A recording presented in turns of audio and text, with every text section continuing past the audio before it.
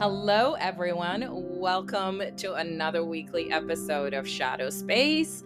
Here we are again, another week, another Friday, and another exciting episode for you guys.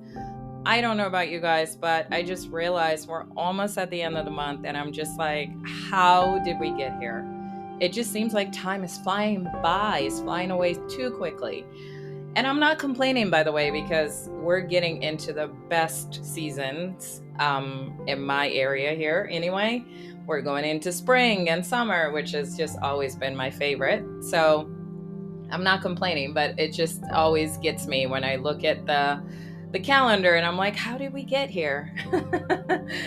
Anyway, as always, I like to start out with my intro and just thanking all of you guys, my returning listeners, as well as my new listeners.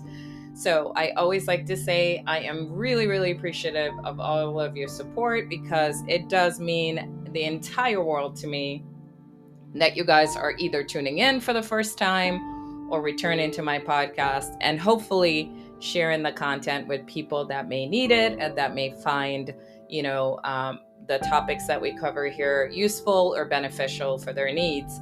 So thank you again so much for your support. As always, I like to formally introduce myself for all my new listeners who are not familiar with who I am.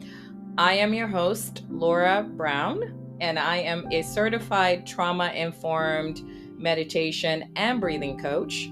I publish weekly episodes on my podcast on topics related to self-development, self-discovery, introspection, working with the shadow, which is just, the hidden beliefs that we usually hold about ourselves or the patterns and unconscious ideas that we have about ourselves and so much more. I really created this podcast to help guide those people who are seeking a deeper understanding of themselves or wanting answers or simply just wanting to know more about themselves and how they can improve it in areas where they may feel stuck. However, sometimes I do dive into some topics that I deem can be pretty sensitive. So I always like to share a full disclaimer that I am not a licensed therapist. And by all means, the topics and ideas that I share here on my podcast are not meant to diagnose or treat anyone. The topics that I share are based on my own personal experiences or references to my own personal life and my own journey. So I always like to advise anyone that I speak to, especially if you're suffering in a certain aspect of your life, to really just reach out and seek the support that you may need. There is a lot of professional help available out here, and I myself would be so glad to be a resource to you all and really encourage you guys to use your best discernment when it comes to your health and well-being. So as always, I'm here as a resource, as a guide. So if you want to reach out to me as well, feel free to reach out to me at any point, and I'll be more than happy to help guide you guys in the direction that you may need. Okay? All right. So with that being said, I have a really awesome topic for today's podcast. This actually came to me a little bit later in the week. I usually kind of have all of my topics lined up, and it's been one of those weeks where I have so many moving parts, and I just had something happen to me personally. As always, I just feel like my life is just always so full of stories that I like to really bring them to the forefront and share it with you guys, my listeners. So today's topic is self-delusion. Okay, hear me out. Self-delusion. I think one of the funniest things that's happened to me this week is that actually two things. It's like I'll tell you guys the full story.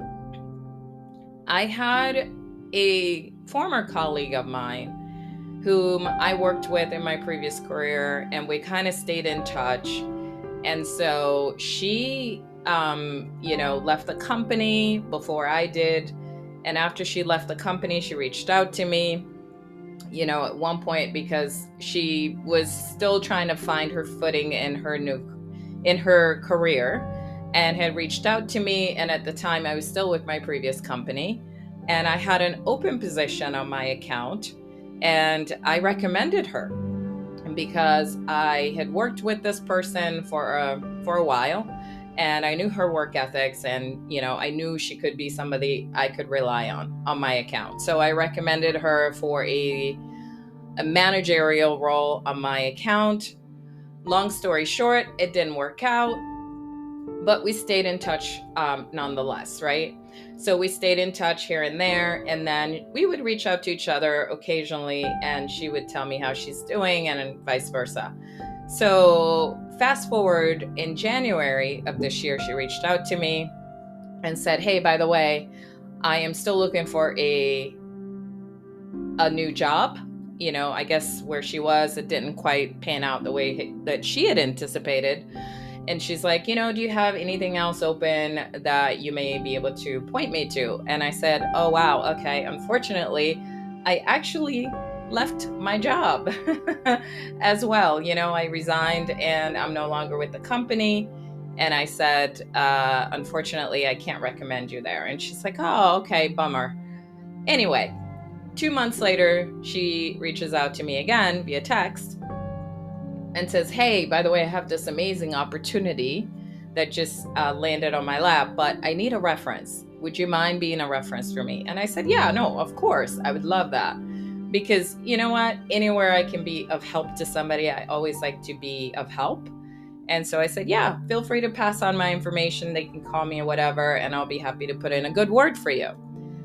So it turns out that her company needed more detail. It wasn't just one of those things where they call you and ask you how long you've known the person, and what are their work ethics, and yada yada yada. It was a little more detailed, a little more extensive. So she said, listen, I need you to write something for me. And she emailed me, and it was like 2 pages long. So I was like, holy cow. Okay, I think I can do that. And at the time, I was in the process of building my website, as well as, launching my podcast and doing so many other things, setting my socials and all that kind of stuff. But I said, sure, I would be happy to write something for you. So she sends me the email, and I proceed to go in and write it for her. It was pretty extensive again. It was like paragraphs long, And I said, I'll be happy to do it. But again, as I reflect back on that time in my life, I was like, man, I was pretty stressed out. Anyway, fast forward, after I submitted her reference for her, I sent her a text, and I said, hey, by the way, I sent everything for you. Hope it all works out. Good luck. And I didn't hear back from her. Right away. So I said, oh, maybe she's busy and she's doing something with her job. It's a new career, what have you. So then a week goes by, didn't hear from her. I didn't even get, how somebody texts you, and sometimes when they don't really want to get into like a huge conversation with you, or they're busy or whatever, they just send you a little thumbs up, or like they heart your message or whatever, just a form of acknowledgement. I didn't even get that a week later. So I thought, interesting. 2 weeks go by, didn't hear from her. And then I was like starting to think, okay, well, that's strange. And a month go by, 2 months go by, 3 months go by, still haven't heard from her. And at this point, I have already made up so many stories in my brain about what could have happened, why she didn't reach out. Because in my mind, I'm thinking, well, listen, as I am anyway as a person, the least you could do, especially if you reach out to somebody, is to say thank you, right? And I didn't hear from her. I wasn't expecting a thank you, because I did it because I wanted to do it. So I'm a big reciprocity person, but listen, sometimes it doesn't always work out that way, and I'm all right with that. I've always learned in my life that you do things for others when you feel like doing them, and when you want to do them out of the pureness and the kindness of your heart, right? I always learn that, because you can't expect other people to reciprocate, and I'm a big reciprocity person, but you can't expect that from others because we're all different. Anyway, back to the story. So I didn't hear from her. And at this time, I've made up all these stories in my head. I'm thinking, oh shit, I probably screwed her up out of her job, because when I was writing her reviews, I was trying to do my best, but I was kind of in like, chaos mode because I had so many things going on in my life. And I'm thinking maybe I should have said no. And I'm thinking, okay, she's mad at me because I screwed her up out of her job. Just you name it, every story under the sun, popped up in my head, as we do, right? This is what our brain does.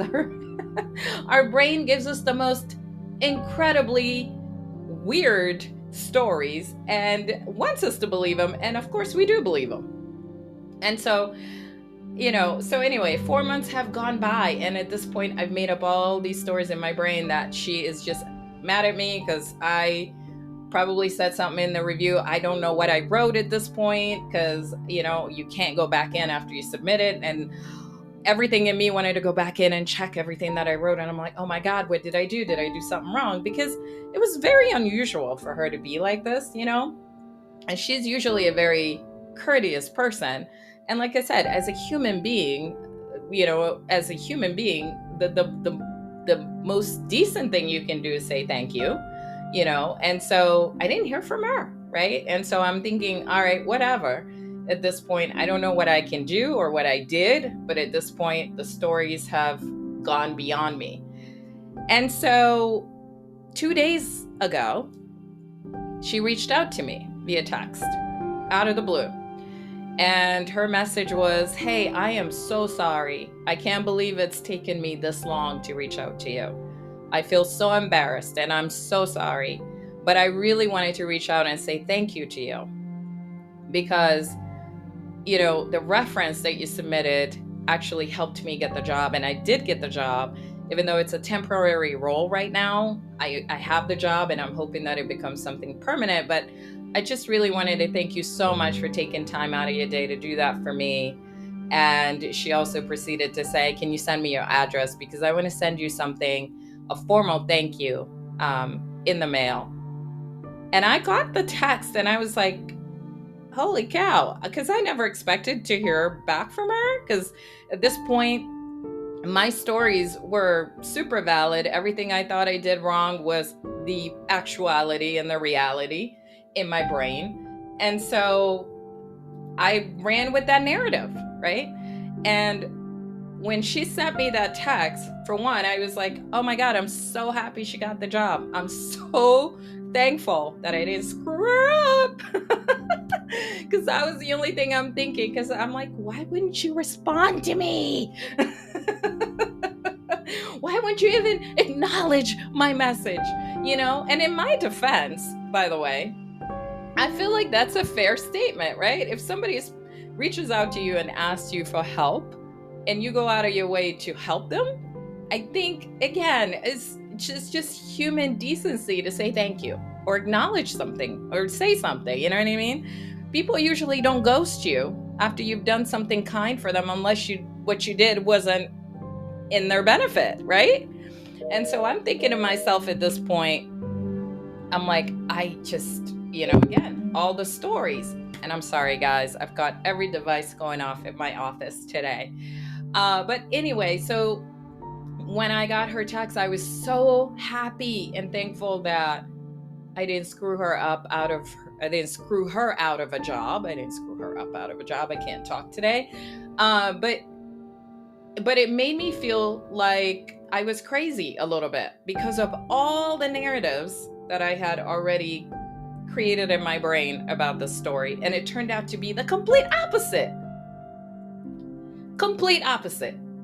But again, in my defense, like I said, people don't really ghost you for 4 months and then come back to you and say, thank you. That doesn't really happen. But again, listen, you don't know someone's life. You don't know what they're going through. We all have stuff. We all have shit. It is what it is, right? I'm not mad or whatever. I'm actually happy that she reached out. And, again, I don't expect her to send me anything formal. I never expected that. I just thought she would acknowledge or say something, right? And when she didn't, that's when my brain just went crazy and all the stories started to happen. And so I wanted to share this story with you guys because when we talk about self-delusion, this is a perfect example of that. And this is why I wanted to bring this topic to my podcast today. Because usually, as human beings, our brain is designed to tell us stories, right? And these stories can be so real. They can be so believable, and they can be so true for us that they become the default for everything in our life. So like self-delusion is really just the state of having a false idea about yourself or maybe a situation that you're in. And so in my case, again, this story, I feel like there are certain parts where I was sort of justified, but there are certain parts where I'm thinking like, wow, really, you need to check yourself because, look at what happened. It turned out to be so positive, and I was already in that negative spiral, telling myself all these negative things, and I'm thinking to myself like, maybe I shouldn't have said, maybe I should learn to say no when I can't really do things for people, which I'm still working on. I think we all work on that. It's a work in progress. And then I'm also thinking, well, gosh, she's kind of an ass, because if you reach out to somebody and you ask for a favor, the least you can do, again, is to say thank you or give me a thumbs up. I don't care. Like, just let me know you're alive. Give me a sense of like, I'm alive. There's a pulse, right? But, but the other part of self-delusion sometimes that can be so self-defeating is that we can deceive ourselves with our own thoughts, right? Our own thoughts. And I was actually researching this before I came to my show today.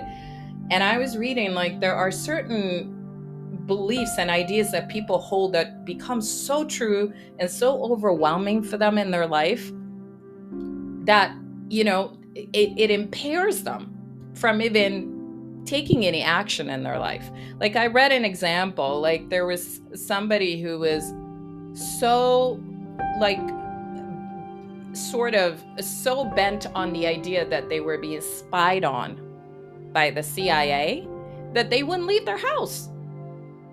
Now, again, that's that's their belief. That's a sense of delusion, because why would the CIA be spying on you when they've got so many other things going on? But for this person, that is their reality. So therefore, it's impairing them in their life. They don't leave their home because they feel like they're being watched by the CIA. So that's just an extreme example of delusion. But there are so many thoughts, there are so many stories that run in our brain that we are so unconscious about that can completely take over our life in the ways that we don't really want that to happen, and in ways that are not empowering to us. And so I really encourage you guys to really check in with yourself every now and then. And as the saying goes, every thought is not true. Every thought that we think is not true. But do we really have time to sit there and examine every thought? Or do we even have time, for that matter, to sit there and become aware of every thought? The likelihood of that is no, right? Because again, we have a life, we're living a life, and we're operating under certain conditionings and patterning. Is that a word? Patterning.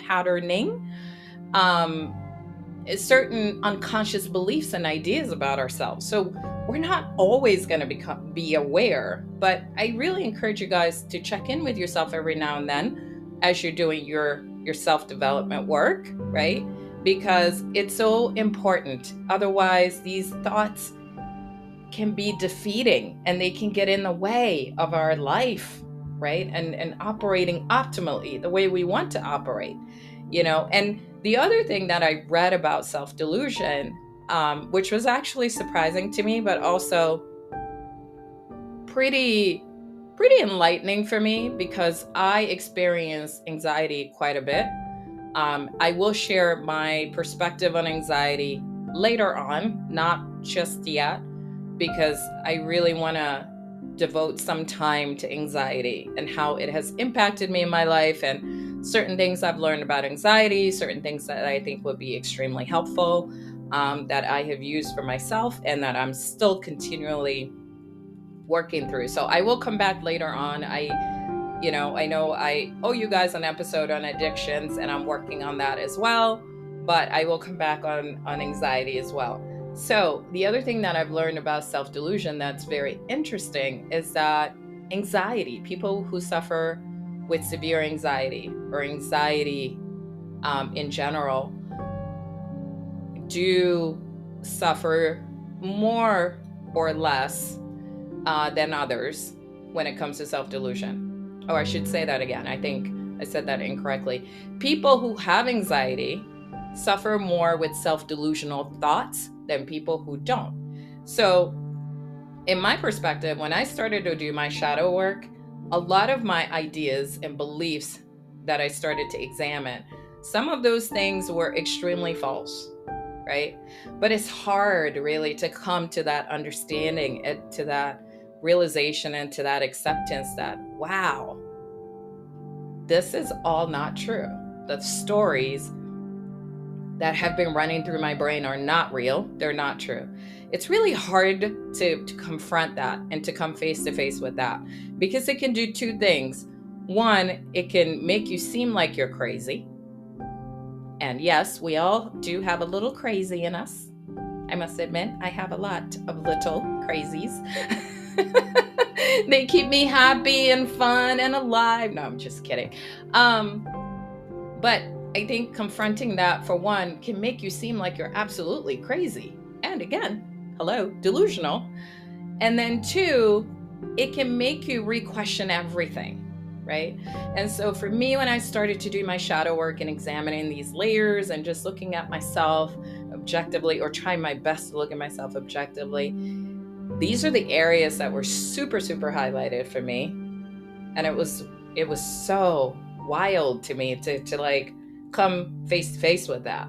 It was like, oh my God, I'm in this body by myself, in this mind by myself. I should say in these minds, because it seems like there's 30 people in my head at once.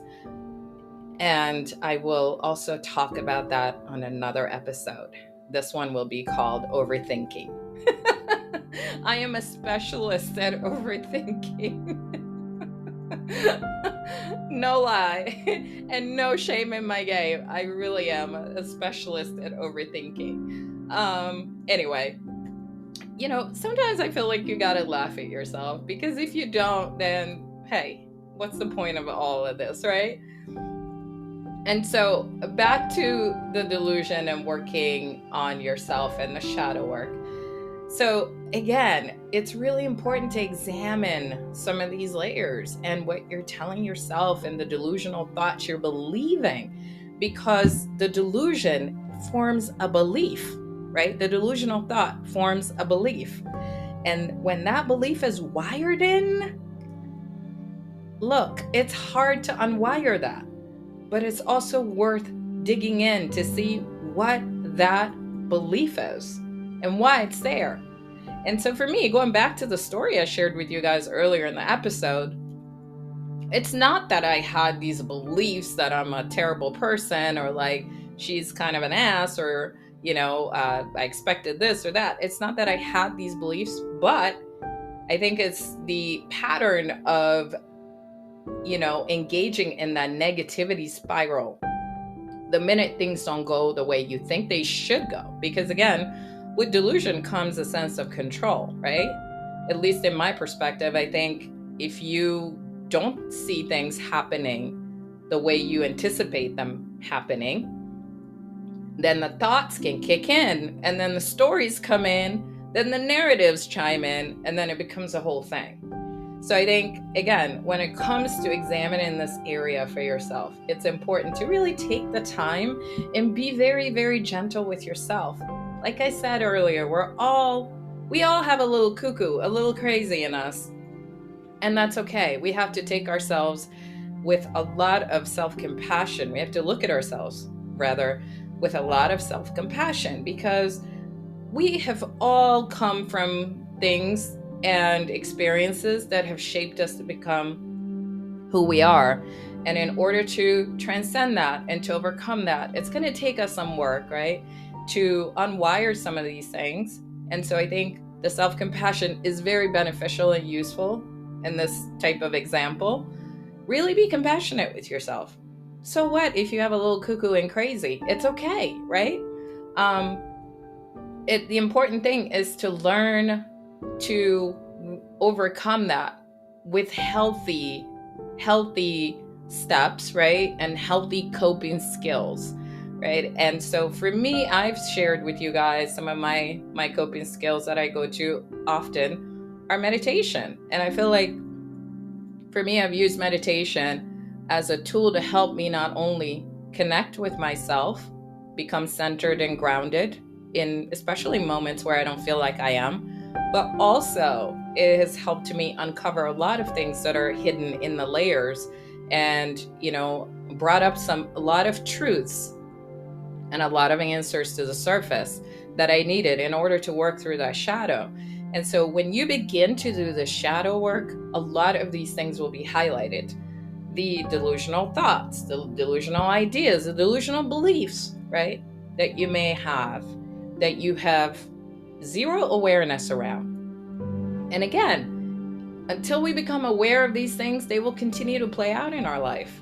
And, my favorite quote in the world, and you guys will see this on my website. And by the way, I didn't share my website in the beginning of the show, but I'll share it here with you guys. Sorry, we're doing a lot of impromptu here today, but my website again is shadowspacehealing.com, and I am on Instagram.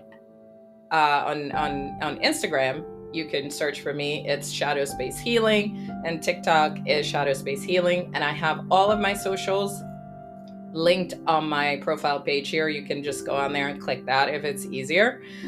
So check out my website for a lot of these resources. But so you guys will see the quote that I was referring to before I diverted.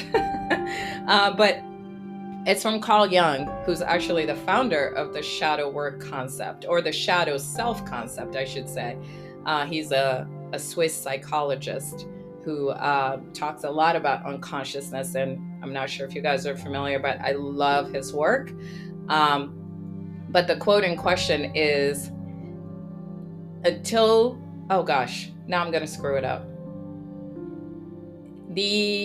you make the unconscious conscious, it will direct your life and you will call it fate. Again, I'm going to say it again. Until you make the unconscious conscious, it will direct your life and you will call it fate. Okay? All right. Listen, guys, 28 minutes, we're up. And so I'm going to wrap up this episode. But I hope I wasn't too scattered with you guys today. I feel like I was a little bit all over the place. But, again, I hope you guys, found something useful or insightful, or you found this episode enlightening in some way. As you guys know, that's my favorite thing to say, because I do really hope that this podcast is useful or beneficial to you all out there, and regardless of where you're tuning in from, whether you're tuning in from Ireland or wherever, whatever country, or down the street from me. I just hope that, my episodes shed some light in some way for you guys, or, are insightful to you all or helpful to you all, because really that's the purpose of my podcast. All right. I am being told to wrap up here. I feel like I'm at the Oscars when they start going and playing that music. Anyway, guys, as always, please remember the light exists within you, and shine your light brightly, unapologetically. All right. As always, love and light, peace and blessings, and have a fantastic weekend, guys. And I hope to chat with you guys again on my next episode. And I promise I will be back with addictions next week. So make sure to tune back in and hear my perspective on that. All right. Have a fantastic weekend. Talk to you soon. Bye.